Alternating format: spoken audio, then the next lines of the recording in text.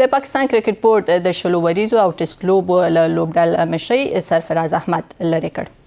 پاکستان راتلونکي میاشت استرالیا ته د شلو وریزو او ټیسټ لوبو لړۍ ته روان دی.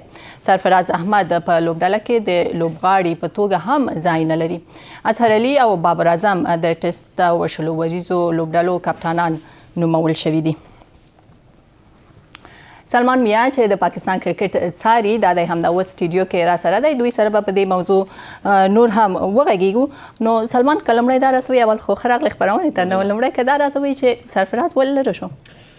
زه به دا ووایم چې 2019 نړیوال جام چې کوم په هغې کې چې پاکستان ټیم سیمي فاینل ته ونوتو، د هغې د راسې په ده باندې نیوکې کېدې.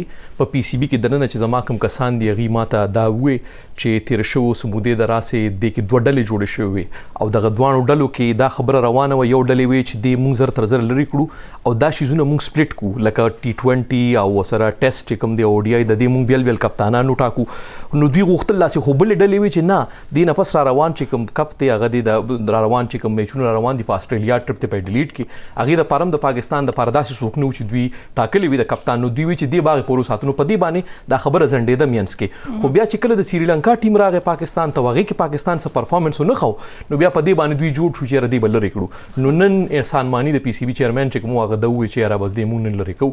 نو د دې مین وجه دا وه چې پرفارمنس و او سره د دې چې دوی غوښتل هم دا چې نوي کول راولي، نوي کسان راولي. نو دغه مین وجه وه. نو په نوو کسانو کې شلو وریزو ته بابر اعظم ټاکل شوی دی، لوبډل مشر دی ټاکل شوی او دی د پاکستان تر ټولو ښه بیټسمن ده.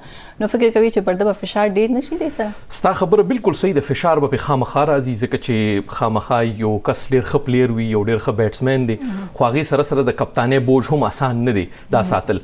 نو خو یو شی دی چې دی دومره ولوبېدو په پاکستان په ټیم کې دا وخت چې دا سات هم په T20 کې د ټاپ بیټسمن چې کوم دی نو هغه دی او د هغې نه علاوه ډېر ښه پلیر دی او خلک وایي چې ډېر کام دی، لکه دی د بال فیسینګ چې کوم دی هغې سره سره د ویژن چې کوم دی د دغه باره کې د بیټینګ نو هغې دپاره دا ډېر مهمه کس دی. نو دوی غوښتل دا چې دله یې موقع ورکړی شي. نو دغه یو مین وجه وه چې دی راوستو، خو فشار به پې خامخا وي، دا خو یو حقیقت دی دې سره. نو کیدای شي چې زه وایم چې را روان وخت کې ښه پرفارمنس وکړي ځکه په ده باندې خلکو ډېرې نیوکې هم کړې وې د دې نه مخکې چې یاره دې مخکې راوستی شي، د ډېر مخکینو خبره ده. خو او که په لنډو راته وایي چې د ټیسټ لوبو لپاره اظهر علي څنګه ارزوي؟ اظهر علي په باره کې خو زه دا ویلی شم چې اظهر علي یو ډېر ښه بیټسمین دی. په ټیسټ کې د هغه پرفارمنس باندې څوک هم خبرې نشي کولی.